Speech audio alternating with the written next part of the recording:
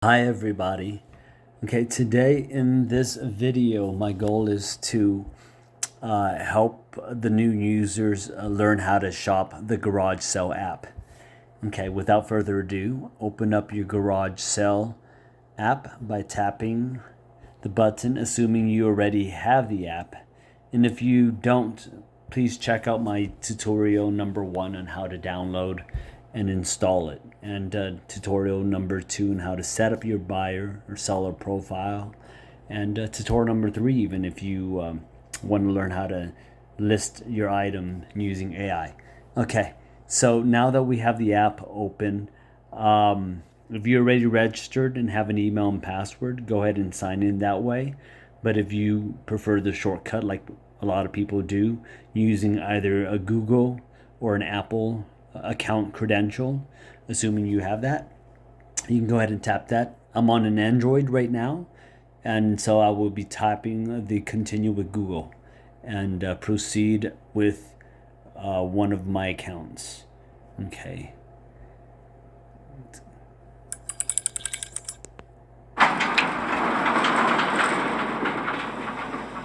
All right, we are now taken to the home screen. Okay, as a shopper, we're logged in. You can see all the items that populated right away in the home screen. These are all populated in order. It's randomly ordered, but you can, select categories here in the middle section of the home page and just type or tap the category that applies to you. Electronics, as you can see, pulls up all electronic items, clothing, accessories, okay, so on and so forth. Home and garden. Okay, you get what I mean. Okay, that's one way to do it. Another way to shop, which is the preferred way, would be shop by garages. As you can see why. I'll tell you why soon enough. Okay, so I tap on garages, and these are all the garages of the people that are on the app. Okay, and it'll tell you how many items of each garage or each seller has in the garage. Shows over here Denorian has 86, Mimitrin has 33. So if I were to tap on, let's say, Denorian, for example, that one, I will be taken to their garage, and you can see they're from Idlewild. He's a pro user, joined April. And you can see active, sold, rating, their karma points, KP, which is something you'll learn in another video. But for now, that's their profile, their seller ratings. It's right here, 5 reviews. Okay, so if you scroll through, you can see all their items that they list here. And you can, of course, categorize their items, accessories, and so on and so forth, all. Okay, so now you go through to the bottom. You can flip the pages of all their items. You're shopping, and if you see anything you like, let's say an air tag, $10. Okay, so I could tap on that one, read one unused air tag, $10. Okay, ask the seller. Okay, it says this seller is not accepting price offers on this item. Okay, they're not accepting price offers, so we know $10 what they want. And you'll see what happens when they mark their item as accepting price offers. Okay, so add to cart. I want this. I can view the cart. See, one item, $10. It looks like the minimum met, ready to submit. So as a seller, they can set what their minimum cart requirement for a buyer to meet in order for the buyer to be able to submit the cart of items to the seller, or just one item. So if, let's say, Denorian had set his minimum, well, it must have been somewhere under $10, and that's why the minimum has been met. But if he had set the minimum to be $20, you would have to continue to shop Denorian's garage. Just go ahead and tap on Denorian, his profile avatar, and they'll be taken back to his garage. And let's say he requires maybe $15 worth of minimum purchase. So you just add some more stuff. I'll add, let's say, this spray paint bottle These are pretty high-end spray paint. So they got 3 available. Let's go ahead and choose all 3 and add it to cart. Okay, now I can view the cart again.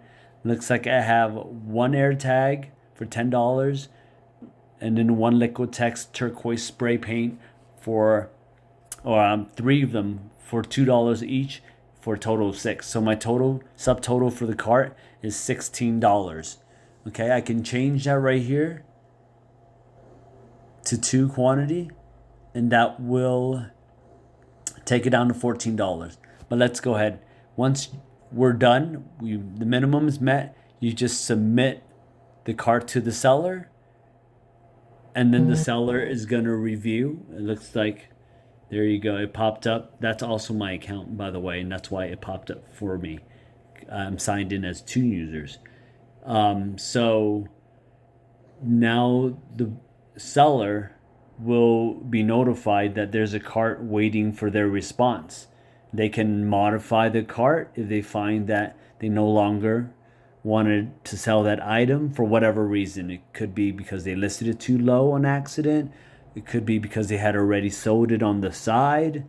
They change their mind, or whatever the reason is, they can modify the cart. And when they do modify the cart, they would have to send it back to you so that you can decide whether or not you want to proceed with the purchase with the remaining things in the cart. Because sometimes you don't. Maybe you just only wanted that one item and you bought these other items because of that one item, just to meet their cart minimum. Okay, so anyways, so now you just await for their response, and typically they would just respond with a yes or no, so on. You can proceed it from there. But if they respond by accepting your cart, you'll have the option to then just pay for it either right away if you know the person. We recommend that you don't pay right away unless you know the person or you trust them for whatever reason. And if you don't want to pay right away, there's also a prompt, a button that becomes available for you to message the seller to arrange a location and time to meet up, pick up the item, and pay for it. And just as if you were to find something on Craigslist, and have to do a direct meetup. There is a shipping feature that we're going to embed soon, but for now, it's just for local meetups.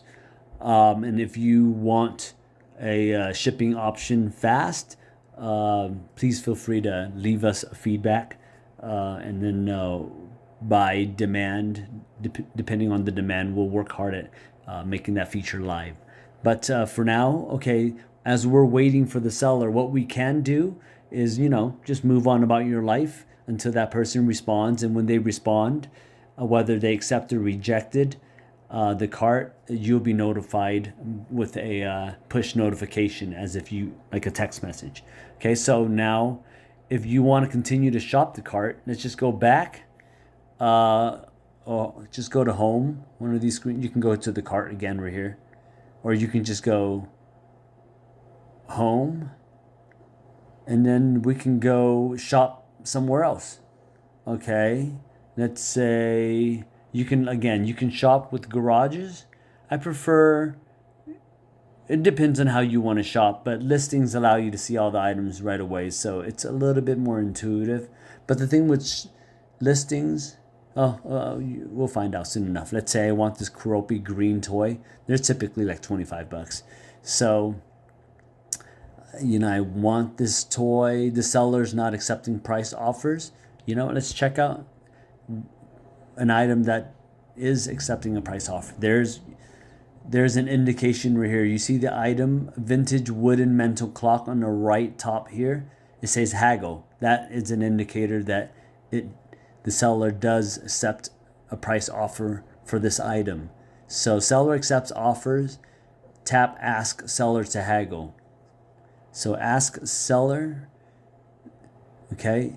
Now we can ask seller by tapping the make an offer button, and automatically 80% or 20% discount will be the auto-populated price. But if you wanted to offer something lower, go ahead and type $3 in, and you would send that to them.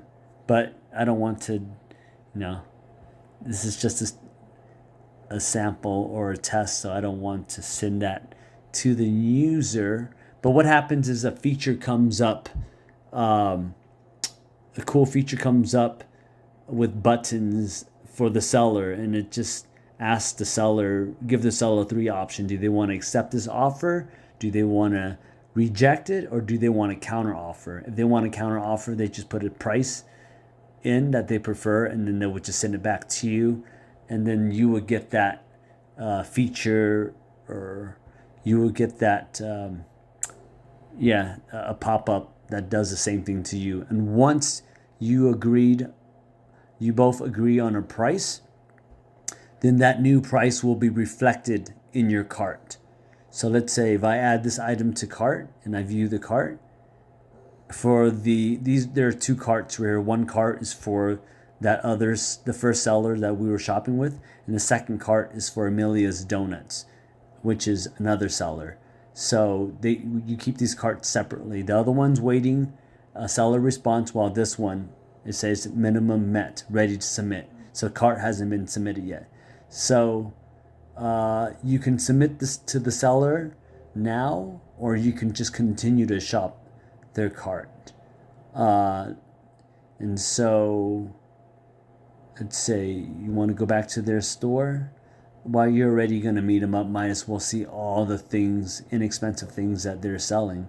Because remember, the point of this marketplace or microtransactions, and they have to deal with a lot of things around the house that there's still value, but you just simply don't want to donate or throw away. You just want to keep it circulating within your community. Yes, donating is cool too, but you know how donating nonprofits or organization typically work. It's like most of the money, don't go to the nonprofit itself, but instead the executives. And that's why you see all the abuses in the news a lot about these organizations. I mean, there are some out there that are honest, but I'd rather keep it within my community if I know that my neighbor or someone within my network, family members and friends, can use it. So once I list all the things in my home, which are like hundreds that I don't need but don't want to throw away because there's value to it, I would just create create my garage, upload all the items really fast using the AI feature, and I would just share my garage via the share feature, embedded share feature of the app, to my friends, to the network, on Facebook, on Instagram, directly to their phone, what have you. Okay, so now that I've shopped, I'm waiting for the person to respond to me. And let me pause this so that I can show you what happens when that person responds. All right, now that person responded. I can either check my notification, text notification. It says right up top, Denori and accepted your cart. Tap to pay. I can either go through that method, or I can, actually, let's just go through that method. Once I get back there, what I noticed too in the home page, if you didn't get a text notification and you're just on the app right away, for whatever reason, like you're shopping or something, there's that notification bell at the top right over here that you can tap, and you can just see your messages from there as well. Being that this is transactions related, you will also see it under the transactions tab rather than the all messages tab. And if it's just messages about products that are outside of a transaction, then you'll see it there. So tap on cart accepted, and I can see the cart. They say seller accepted your cart. Okay, so again, I said if they have their items, their peer-to-peer tags, like a Venmo account, a Cash App account, a PayPal account, a Zelle account, information like already set up in their profile, you can just tap on Pay Now, and then if you were to tap on, let's say, Venmo, for example, it would just open up your Venmo app with, okay, my temporary one, and then it'll just have the information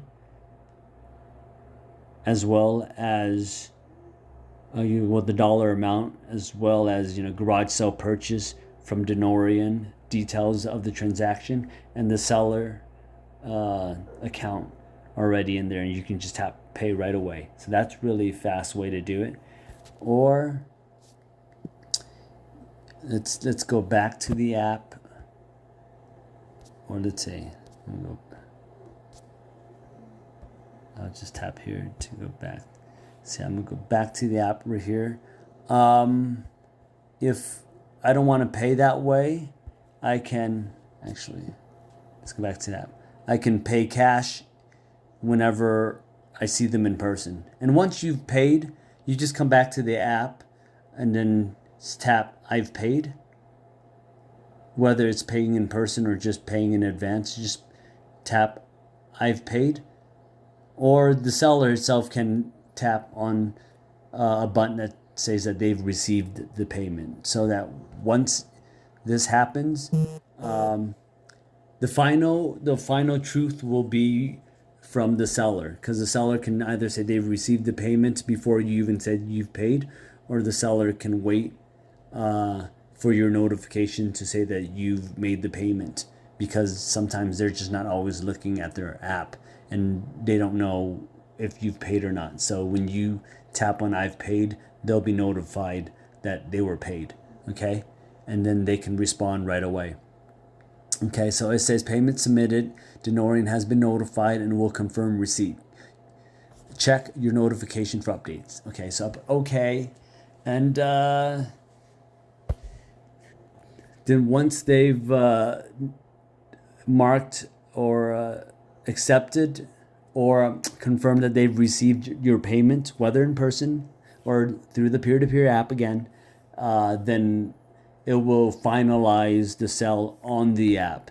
And what that does is that it's going to release karma points for both of you guys for transacting, because there's a leaderboard that we operate here, which if you go to settings at the bottom right and go to KP leaderboard, you will see the leaderboard of the people that contribute to the community through all the items that they're selling, they're listing, and you can see what contributes, how the points are awarded over here by the KP progress and activities page. Okay, so it's just a feel-good situation for fun, so that you can see who's the best or the biggest contributor by cities, state, for the year, for the month, so on and so forth. And in the future, we're going to award people, whether it's money, credit, or gifts and whatnot, just for participating in this app. But for now, that's what finalizing the sale does. It awards points. The other thing it does, it removes your item, the seller's item, from their garage. It and then pretty much those are the only two things. Oh yeah, and the third thing it does is that it will prompt for you to leave a review, so both sellers and buyers can leave each other a review, just so that it would reflect on your profile, and the reviews will be just so that you can mark how accurate the listings are, how accurate their condition, response time, and the overall ease of transaction. And the buyer can do the same thing. What is the seller's response time? Just ease of transaction. Just overall, the point is that you get to review each other, just so that other users in the future can, gauge who they're dealing with when they're either buying or selling with a particular user. Okay, so that's pretty much it for the shopping side of things.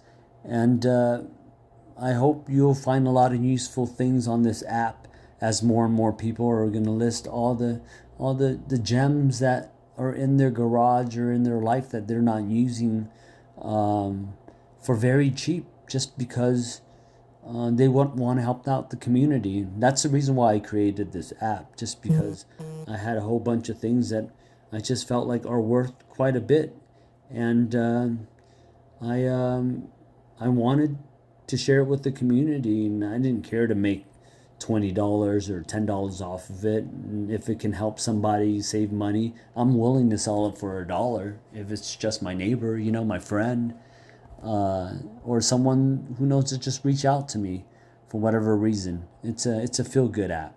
But if you care to make money because you can't afford to give, feel free to use the app to list whatever you want to. You can list things up, just basically anything, so long as it's legal, right? No guns, no selling organs and whatnot. So please use this tool, and I hope it benefits you in finding whatever you want to find.